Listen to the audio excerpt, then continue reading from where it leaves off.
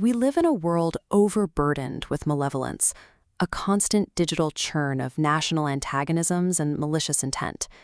When faced with this chaos, our immediate instinct is to look outward, searching for political policies or technological filters to stop the aggression. Yet, systemic solutions often fail because they ignore the individual's mind. Global conflict begins as a private event, hidden deep within our own psychology. The real problem lies in the untrained consciousness. Thought is a natural aptitude, but without education, it has no boundaries. Left to its own devices, an unexamined mind runs amok, blindly reacting and colliding with everything in its path. We cannot realistically hope to repair the broken state of our external world until we address this chaotic, unrefined baseline of the default human mind. You can see this raw state clearly in early childhood.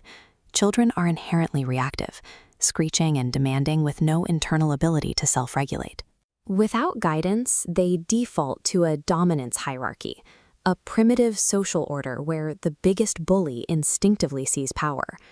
That exact friction is why the modern school system was created. Its foundational goal has always been to discipline those instincts and force socialization.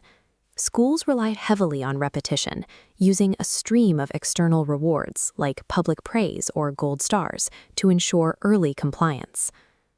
Yet, this system carries a massive blind spot.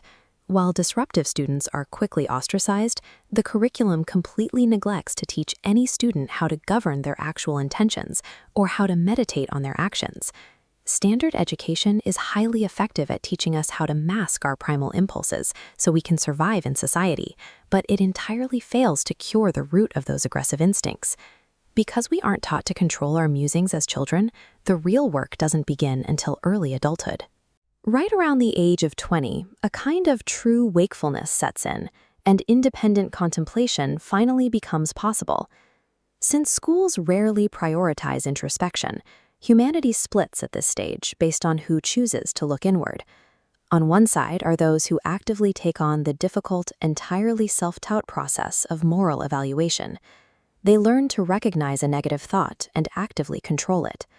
On the other side are those who flatly refuse the process of self-analysis. They reject the very idea that they are even capable of committing evil deeds. The immense danger of this second group is that their refusal to honestly evaluate their own moral intentions leaves their untrained, reactive consciousness perfectly intact. This adult refusal to self-examine is the exact mechanism that allows personal ignorance to fester, eventually swelling into widespread societal malevolence. Aggression on a global scale is the aggregated result of this internal denial. When millions of people refuse to recognize their own capacity for malice, that unexamined energy manifests as the national antagonisms and class conflicts that lead to war.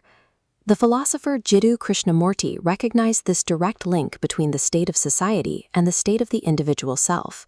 His core argument was that we will never move beyond outward violence, the riots, the class conflicts, and the national antagonisms, until we first learn how to look at the violence within ourselves.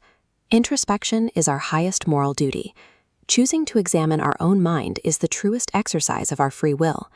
We can never force another person to change, but when we actively practice positive, critical thought, we influence our intimates and colleagues, slowly shifting the behavior of the world around us.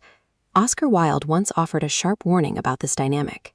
He noted that while standard education is an admirable thing, the public tolerates nothing that is worth knowing can be taught. It must be discovered internally. True freedom begins with the refusal to be a wage slave to unexamined thoughts. We move closer to a peaceful world only when we independently seek beauty and take responsibility for the landscape of our own minds.